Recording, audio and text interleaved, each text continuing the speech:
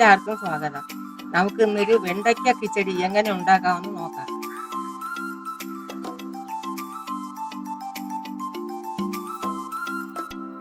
അപ്പോൾ കിച്ചടി വയ്ക്കാനായിട്ട് വെണ്ടയ്ക്ക നമുക്ക് എങ്ങനെ അരിഞ്ഞെടുക്കാമെന്ന് നോക്കാം.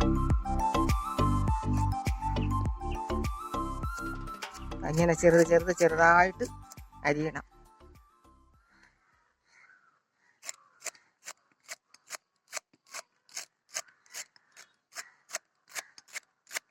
അപ്പോൾ നമുക്കിങ്ങനെ ചെറുതായിട്ട് വേണം അരിയാനുള്ളത് വട്ടത്തിന്.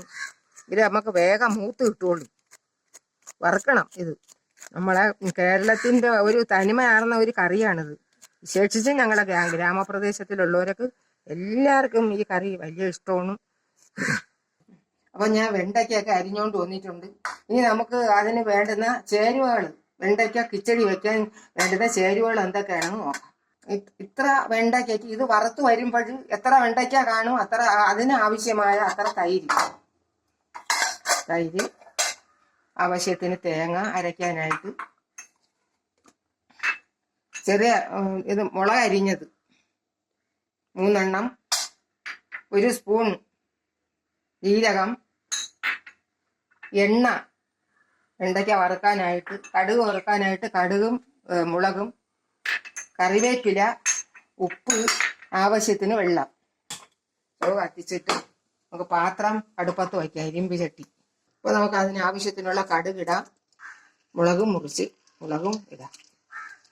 ഇതിൽ കൂടി തന്നെ നമുക്ക് കുറച്ച് കറിവേപ്പില ഇടാം. അപ്പോൾ നമുക്ക് ഇതിലേക്ക് വെണ്ടയ്ക്ക ഇടാം.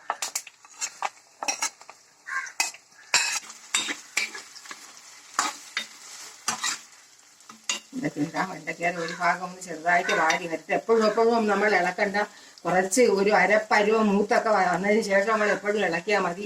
അല്ലെങ്കിൽ ഒരുമാതിരി ഇതിൻ്റെ പിഴുകിഴുത്ത വെണ്ടയ്ക്കയുടെ അറിയാമല്ലോ എല്ലാവർക്കും. അതിൻ്റെ വെണ്ടയ്ക്കയുടെ ആ ഒരു ഇത് പിഴുകിത് പോയി. അതുകൊണ്ട് ഒന്ന് കിടന്ന് ആ മറ്റേ ഭാഗം ഒന്ന് റെഡിയായി വരട്ടെ. പച്ചമുളകും കൂടി ഇടാം നമുക്ക്. പിന്നെ അതിലേക്ക് ആവശ്യത്തിനായിട്ടുള്ള കിച്ചടി വയ്ക്കാൻ ആവശ്യത്തിനുള്ള അരപ്പുണ്ടാക്കാം. ജീരകം ഇടാം, കുറച്ച് വെള്ളം,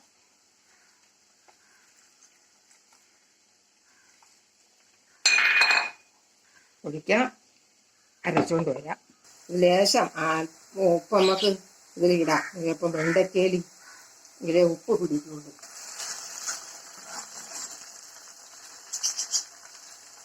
ചുമ്മാ അപ്പോൾ ഇങ്ങനെയായിട്ട് ഇളക്കിക്കൊണ്ടിരുന്ന വെണ്ടയ്ക്ക പൊടഞ്ഞു. അതുകൊണ്ടാണ് ഇങ്ങനെ ഇളക്കണമെന്ന് പറഞ്ഞത്. അപ്പം ഇതിങ്ങനെ മൂത്ത് വരുവാണ്. അപ്പം നമുക്ക് എന്തോന്ന് വെച്ചാൽ ഇതിലേക്ക് ആവശ്യത്തിനുള്ള അരപ്പ് അരച്ചുകൊണ്ട് വെച്ചിട്ടുണ്ട്. അപ്പം നമുക്ക് തൈരും അരപ്പും ഒക്കെ കൂടെ ഒന്ന് ചേർത്തെടുക്കാം. ആദ്യമേ തൈര് ഉടച്ചെടുക്കാം. നമുക്ക്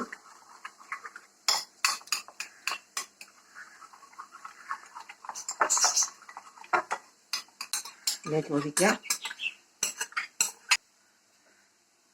അരപ്പ് ചേർക്കാം. തൈരിൻ്റെ കൂടെ അരപ്പ് ചേർക്കണം.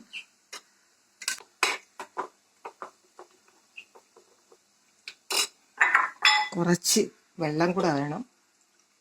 അപ്പോൾ നമുക്ക് ഉപ്പ് ചേർക്കാം. അരപ്പിന് ഉപ്പുണ്ടാന്ന് നോക്കാം. ഇത് ഇളക്കാം. മുട്ടില്ല. ഇനി കൂടെ നിന്ന് ഇളക്കണം. ചുമന്ന് വന്നിട്ടുണ്ട്. നമുക്കിനി കറി ഈ അരപ്പെടുത്ത് ഇതിലോട്ട് ഒഴിക്കാം.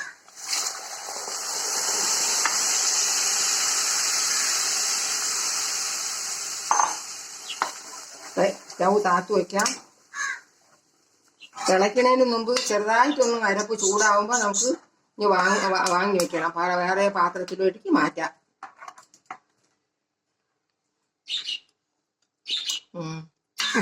കൊള്ളാം, നന്നായിട്ടുണ്ട് എന്ന് ഞാൻ മാത്രം പറഞ്ഞാൽ പോരാ. നിങ്ങളെല്ലാവരും ഇത് ഉണ്ടാക്കി കഴിച്ചു നോക്കണം. വെണ്ടയ്ക്ക കിച്ചടി.